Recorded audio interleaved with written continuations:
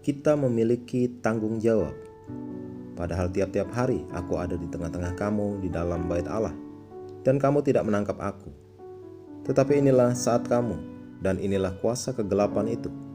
Lukas 22 ayat 53. Kita berada dalam masa di mana ada banyak penyelewengan kekuatan politik di banyak bagian dunia. Ada aturan hukum, politik, dan tindakan di beberapa tempat yang dirancang untuk memusuhi orang Kristen sebab iman mereka. Jika engkau membaca kisah penangkapan Yesus sebelum ia disalibkan, engkau akan melihat bahwa jenis ketidakadilan ini bukanlah hal yang baru. Yesus mengalami penyelewengan wewenang. Yohanes 18 mencatat bagaimana Yudas menuntun prajurit Romawi yang dikirim oleh para imam besar dan orang Farisi untuk menangkap Yesus. Mengetahui semua yang akan menimpanya, Tuhan Yesus keluar menjumpai mereka dan berkata, "Siapa yang kamu cari?" Dan mereka menjawab, "Yesus dari Nazaret." Maka Yesus berkata, "Akulah dia." Sesaat Yesus berbicara dan memperkenalkan dirinya sendiri, para prajurit dan penjaga bait Allah mundur dan jatuh tersungkur oleh kuasa Tuhan.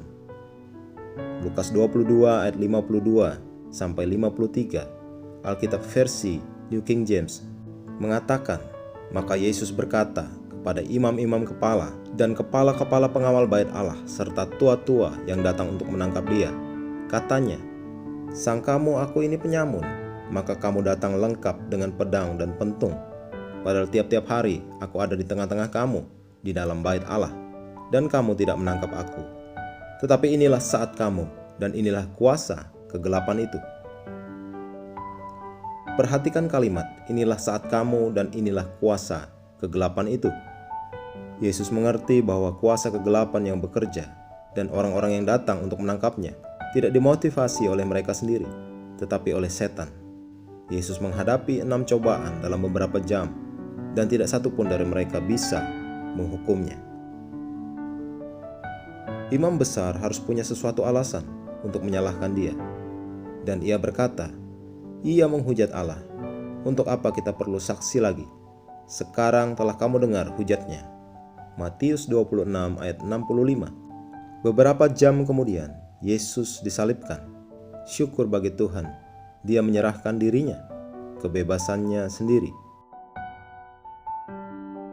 Dia meletakkan hidupnya sendiri, meskipun dia bisa melakukan sesuatu untuk itu. "Bapa mengasihi aku, oleh karena aku memberikan nyawaku untuk menerimanya kembali. Tidak seorang pun mengambilnya daripada aku, melainkan aku memberikannya menurut kehendakku sendiri. Aku berkuasa memberikannya dan berkuasa mengambilnya kembali. Inilah tugas yang kuterima dari Bapakku." Yohanes 10 ayat 17-18. Hukum yang tidak masuk akal, pemeriksaan yang cepat atas tuduhan yang didasarkan kebohongan, dan manipulasi bukanlah hal yang baru saat ini. Itu sebabnya kita harus berlutut berdoa dengan tekun dalam roh. Nyatakan bahwa kota-kota kita dikuasai oleh terang Injil dan dikendalikan oleh kuasa kebenaran. Kita punya otoritas, dan Yesus adalah Tuhan atas segalanya. Berdirilah teguh bagi Dia dan gerejanya di mana saja. Mari kita mengucapkan pengakuan, "Aku menolak diintimidasi oleh ketetapan atau hukum yang anti-Kristen atau menentang pemberitaan Injil. Tetapi aku tergerak selalu untuk berdoa supaya perbuatan-perbuatan jahat, skema atau kebijakan dan strategi setan untuk mengacaukan umat Tuhan dan menggagalkan pemberitaan Injil di seluruh dunia, semuanya dihancurkan di dalam nama Yesus. Amin."